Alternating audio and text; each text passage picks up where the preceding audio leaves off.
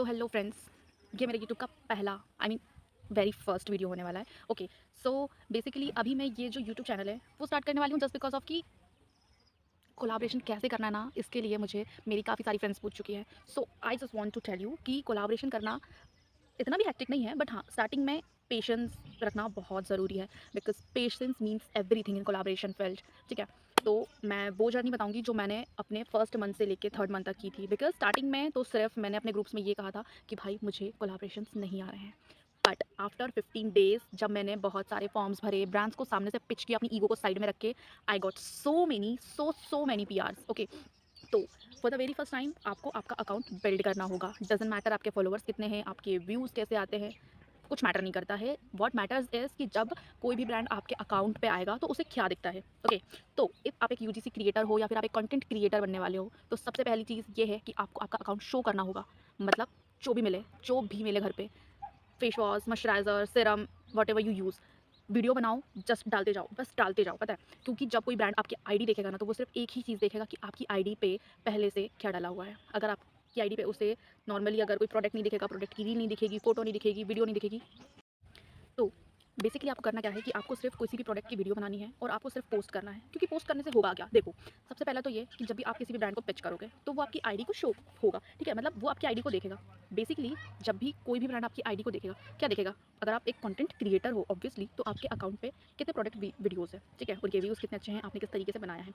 अब देखो, यहाँ बिल्कुल भी मत बोलना कि मुझे तो एडिटिंग नहीं आती है, मुझसे शॉर्ट्स लेना नहीं होता। अरे नहीं करना ही है भाई, नॉर्मली अनबॉक्सिंग की वीडियो बना लो। ठीक है, मेरी एडिटिंग स्किल्स ज़ीरो है, कुछ नहीं करती हूँ, क्लिप्स लेती हूँ, इनशॉट पर डाल के जोड़कर और डाल देती हूँ। ठीक है, इतना काफ़ी है। ओके, और अगर आपको ये भी नहीं करना है तो आप अनबॉक्सिंग वीडियो बना लो, प्रोडक्ट दिखा दो। पर हाँ, जिस भी ब्रांड ने आपको ये कहा है कि आपको अप्लाई करना है, तो आपको अप्लाई करके बताना होगा। अब देखो, कंटेंट क्रिएटर कैसे होते हैं, दो टाइप के होते हैं। एक फेस क्रिएटर होता है, दूसरा होता है फेसलेस क्रिएटर। अगर आप फेस क्रिएटर हो तो आपको आपके चेहरे पर लगा के दिखाना होगा। इफ अगर कोई प्रोडक्ट ऐसा है जो कि आपको फेस पे अप्लाई करना है, नॉर्मली देखो, मैंने ये वाला जो वीडियो डाला था, ये फेस पे लगाने का था। ठीक है, और मैंने ब्रांड से फॉर्म भरते वक्त ये क्लियर किया था कि मैं फेस पे यूज़ करके बताऊंगी, तो मुझे बताना पड़ा था। ओके, नॉर्मली अगर आप नहीं बताना चाहते हो, आप सिर्फ इतना फेस लो, जस्ट ऐसे अप्लाई करो एंड बस, दैट्स इट, इतना ही करना है। ठीक है, इफ आप फेसलेस हो तो आप नॉर्मली हैंड्स पे यूज़ करके बता सकते हो कि आपने नॉर्मली वीडियो बनाई है, आपने ऐसे ऐसे यूज़ किया है, दैट्स इट, बस इतना ही करना है। ठीक है, तो सबसे पहले आपको आपकी आईडी बिल्डअप करनी है, आपका अकाउंट प्राइवेट नहीं होना चाहिए, पब्लिक होना चाहिए। तीसरी थिंग कि आपको ब्रांड्स को पिच करना है, फॉलो करो, पिच करो, उनकी स्टोरीज, उनके वीडियोस, उनकी पोस्ट सब देखो, लाइक करो।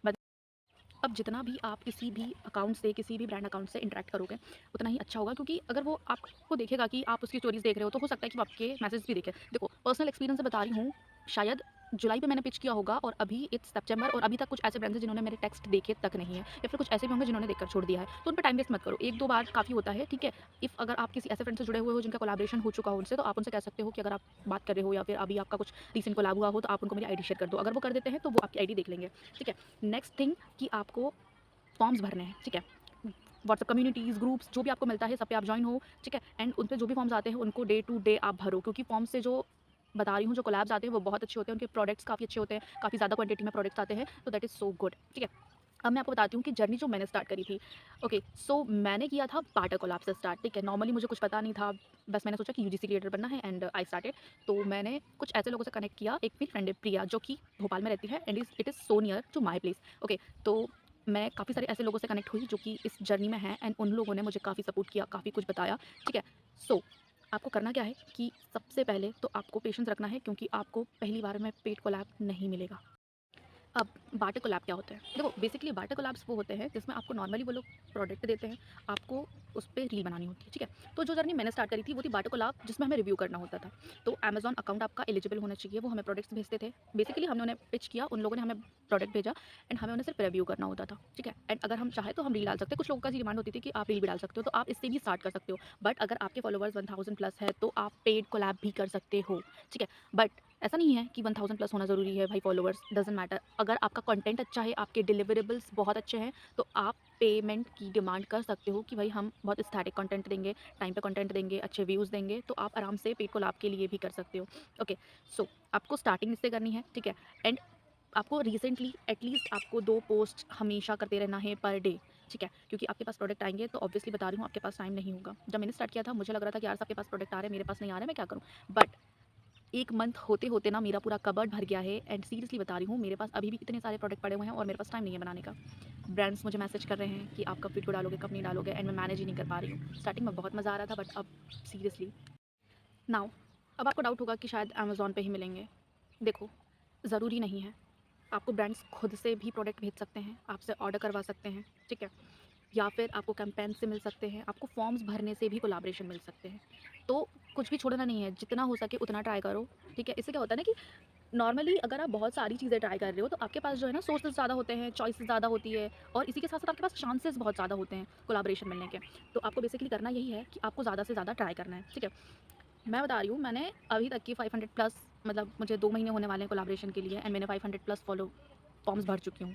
ओके एंड जो मेरे पास अभी कोलैब्स होंगे आई थिंक 60 प्लस होंगे एंड लेटली मेरी तबीयत ठीक नहीं थी काफ़ी टाइम से 15 दिनों से, तो मैंने कोई भी फॉर्म नहीं भरा है एंड मुझे इस महीने कुछ खास अच्छे मतलब नहीं आए हैं पीआर्स। तो इसके लिए आपको कंसिस्टेंसी बहुत ज़रूरी है, आपको रेगुलर रहना पड़ेगा, आपको फॉर्म्स पे ध्यान देना होगा, आपको ब्रांड्स पिच करने होंगे। देखो नॉर्मली क्या होता है कि आप अगर किसी ब्रांड को पिच कर रहे हो तो इट इज़ 80% श्योरिटी कि अब वो आपको वापस से कोई कोलैब देंगे, क्योंकि नॉर्मली क्या होता है ना कि कुछ ब्रांड्स अलग-अलग कोलैब्स नहीं देते, वो एक ही कोलैब पे ध्यान देते हैं, तो वो बार-बार नहीं देंगे, एक बार हो गया देन फिर सेट। अगर हाँ, आपका कोलैब अच्छा रहा है तो अगर इन फ्यूचर अगर वो कुछ और करते हैं तो वो पक्का आपको कनेक्ट करते हैं। बट आपको उस पे डिपेंडेंट नहीं रहना है, आपको कनेक्टिविटी अपनी बढ़ानी है और नए-नए अकाउंट्स रीच करना होगा। अब देखो, आप सोच रहे हो कि ब्रांड्स देख लेंगे, हमने पिच किया और मिल जाएगा कोलैब, नहीं, ऐसा नहीं होगा। आपको ब्रांड्स को मैसेजेस करते रहना है। अगर अगर वो आपके मैसेज नहीं देख रहे ना, आपको वापस से मैसेज करना, उनकी स्टोरीज़ लाइक करनी है, उनकी स्टोरीज़ देखनी है, आपको उनके पीछे लगना होगा, ठीक है? ऐसा नहीं है कि आपने किसी का फॉर्म भर दिया है और आपको कोलैब मिल जाएगा, नहीं। मतलब इतना भी नेगेटिव नहीं है बट या जैसे कि आप फॉर्म भर रहे हो वैसे हज़ारों की तादाद में लोग फॉर्म भर रहे होते हैं, ठीक है? तो हो सकता है कि वो कोलैब आने में टाइम लगे, क्योंकि हमने फॉर्म भरा था जुलाई में, हमें फॉर्म पीआर आ रहा है अगस्त में, तो सोचो 1.5 महीने का टाइम लग गया, ठीक है? तो होता ये है कि जब प्रोडक्ट अच्छा होता है, वो लोग चीज़ें अच्छी देते हैं ना, तो इतने सारे फॉर्म्स भराते हैं ना कि बहुत ज़्यादा टाइम लग जाता है। तो कब कन्फर्मेशन आ रही है, कब नहीं आ रही है, कब पीआर आ रहा है अपना, कुछ कन्फर्म नहीं रहता।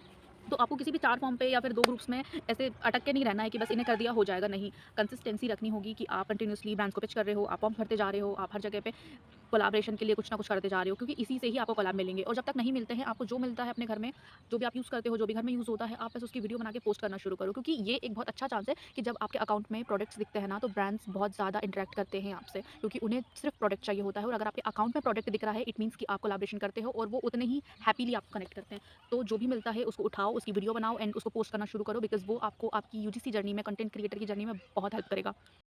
तो बस गाइस इतना ही है। बस पेशेंस रखना है, अपना अकाउंट बिल्डअप करो, लोगों से कनेक्ट करना शुरू करो और आपकी कंटेंट क्रिएटर जर्नी इतनी स्मूथ जाएगी ना कि आपको पता भी नहीं चलेगा। और सीरियसली बताऊँ ना, पर्सनल उससे एक्सपीरियंस से तो सिर्फ 1 महीने का ही शायद स्ट्रगल होगा ये। उसके बाद जब आपको पता चल जाएगा ना कि आपको क्या करना है, क्या नहीं करना है, तो आपको किसी की भी इतनी ज़्यादा ज़रूरत नहीं पड़ेगी, ठीक है? आप खुद से पिच करोगे, आप खुद से ब्रांड से कोलैब करना शुरू करोगे, एवरी सिंगल थिंग आप खुद से करोगे तो सब कुछ हो जाएगा। और एक बार जब होना शुरू हुआ ना, तो सिर्फ आपके पास कोलैब्स आएँगे, आपको सिर्फ वीडियो बनानी होगी और जब आपकी अकाउंट में वीडियोज़ डलना शुरू हो जाएँगे, तो ऑब्वियसली कोई ब्रांड इतना नहीं देखेगा, ओके? तो सिर्फ आपको पिच करना है, पेशेंस रखना है, ज़्यादा से ज़्यादा पोस्ट करना है और ट्राई करना है कि आप जिस भी आपके फ्रेंड से या फिर जिस भी मेंबर से कनेक्ट होते हो जो कि एक यूजीसी क्रिएटर है, तो उसे एंगेज करना, उसकी आईडी एंगेज करना बहुत ज़रूरी है, बिकॉज़ वही लोग आपको सपोर्ट करने वाले हैं। ओके, सो जितने भी लोगों से आपका इंटरेक्शन होगा, ट्राई करना कि उनसे इंटरेक्शन अच्छा हो, बिकॉज़ आप कनेक्टेड रहोगे तो आपको ज़्यादा से ज़्यादा चीज़ें इस चीज़ के बारे में जब तक आप एक्सपीरियंस्ड नहीं हो जाते, आपके पास खुद का मटेरियल नहीं आ जाता है ना कोलैबोरेशन के लिए, तब तक तो आपकी जो भी कम्युनिटी होगी, जो भी आपका ग्रुप होगा, जितने भी आपके लोग होंगे, आपको उनके साथ अच्छे से ही रहना है। क्योंकि मैं बता रही हूँ, हमारे ग्रुप में लोग कभी-कभी हो जाता है ऐसा कि एंगेज नहीं कर रहे हैं ये वो, बट ऐसा नहीं है। देखो सपोर्ट करोगे तो सपोर्ट मिलेगा। ओके। तो बस गाइस इतना ही है कि आप सभी कंटेंट क्रिएटर की जर्नी स्टार्ट करते हो तो बस इतनी ही चीज़ें हैं कि आपको बस खुद पे भरोसा रखना है, एक पेशेंस रखना है कि बस हो जाएगा। Because content creator